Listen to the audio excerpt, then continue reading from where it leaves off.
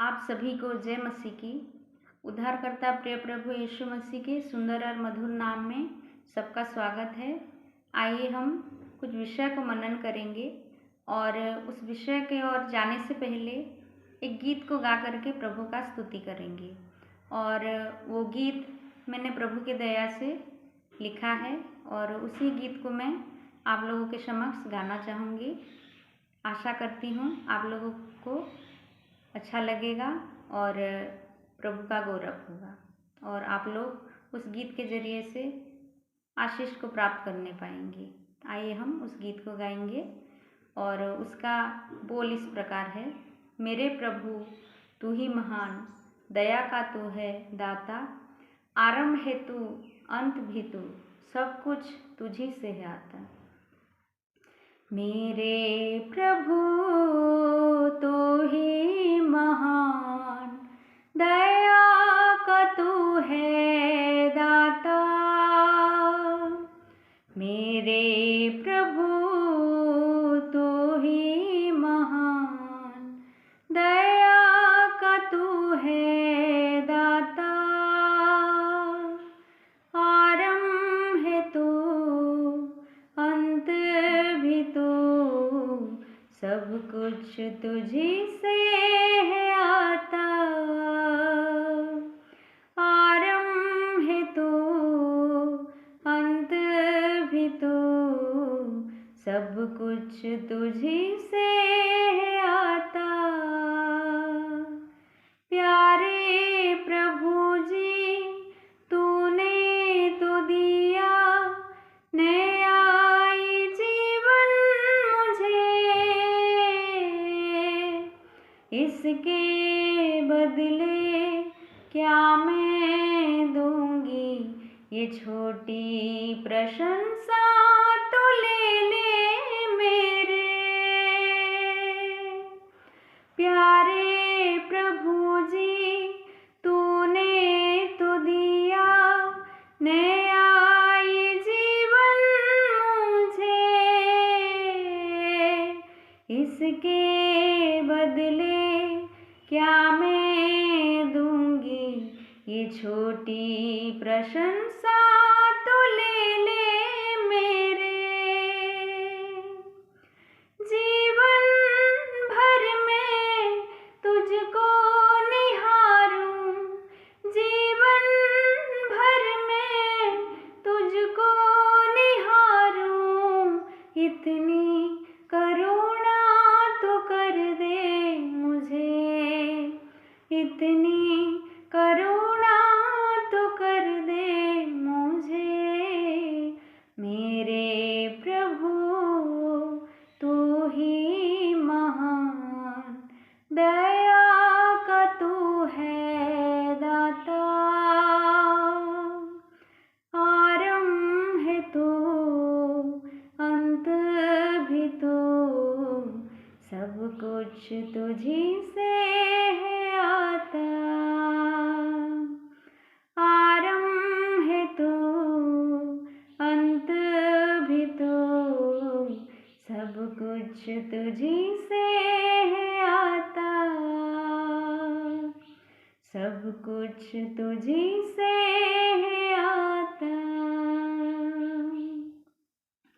महान परमेश्वर का धन्यवाद हो। आइए हम उस वचन की ओर जाएंगे जो आज मैंने आप लोगों के लिए और ख़ास तौर पर मेरे लिए, जो हम सब के लिए लाभदायी है, उस वचन को मैंने प्रस्तुत करने का सोचा है। तो आइए उस वचन को हम पढ़ेंगे और वो एक जाना पहचाना सा वचन है, नीति वचन, और उसका शेष अध्याय चैप्टर 31 वर्स 10 से हम लोग पढ़ेंगे। उसका शीर्ष में लिखा गया है आदर्श पत्नी करके। तो हम सब लोग एक एक पत्नियां हैं, तो आदर्श पत्नी का क्या कैरेक्टर होना चाहिए हम लोगों को भली भांति मालूम होना चाहिए। और अगर आज तक हमें पता नहीं तो मैं आशा करती हूँ कि पिता परमेश्वर हमें सहायता करेंगे उस सब चीज़ों को, उस गूढ़ बातों को सीखने के लिए, मनन करने के लिए। आइए हम उसे पढ़ेंगे। भली पत्नी कौन पा सकता है, क्योंकि उसका मूल्य मुगों से भी बहुत अधिक है। उसके पति के मन में उसके प्रति विश्वास है और उसे लाभ की घटी नहीं होती। वह अपने जीवन के सारे दिनों में उससे बुरा नहीं वरन भला ही व्यवहार करती है। वह ऊन और सन ढूंढ ढूंढ कर अपने हाथों से प्रसन्नता के साथ काम करती है। वह व्यापार के जहाज़ों के समान अपनी भोजन वस्तुएं दूर से मंगवाती है। वह रात ही को उठ बैठती है और अपने घराने को भोजन खिलाती है और अपनी दासियों को अलग अलग काम देती है। वह किसी खेत के विषय में सोच विचार करती है और उसे मोल ले लेती है और अपने परिश्रम के फल से दाख की बारी लगाती है। वह अपनी कटी को बल के फेंटे से कसती है और अपनी बाहों को दृढ़ बनाती है। वह परख लेती है कि मेरा व्यापार लाभदायक है। रात को उसका दिया नहीं बुझता, रात को उसका दिया नहीं बुझता। वह अठेरन में हाथ लगाती है और चरखा पकड़ती है। वह दिन के लिए मुट्ठी खोलती है और दरिद्रों को संभालने के लिए हाथ बढ़ाती है।